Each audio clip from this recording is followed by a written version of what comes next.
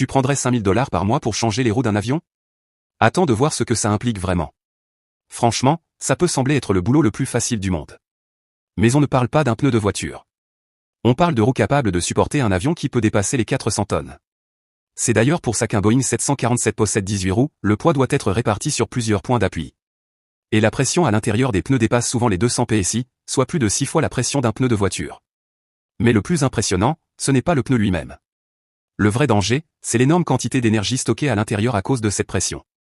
Si un pneu est mal manipulé pendant la maintenance, la situation peut devenir extrêmement dangereuse en quelques secondes.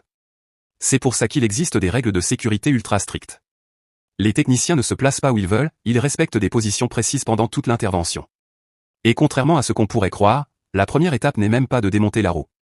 Il faut d'abord sécuriser l'avion et soulever la zone concernée avec des équipements spécialisés. Ensuite seulement, les techniciens vérifient que la roue est sûre avant de s'en approcher. Après ça, ils gèrent la pression du pneu avec une prudence extrême. Une erreur pendant le dégonflage ou le regonflage peut transformer une simple opération de maintenance en incident grave. Et ce n'est pas fini. Les écrous ne sont jamais serrés, au feeling. Chaque boulon doit être serré avec un couple de serrage précis, calculé au détail près. Parce qu'une erreur commise au sol ne pourra plus être corrigée une fois l'avion dans les airs.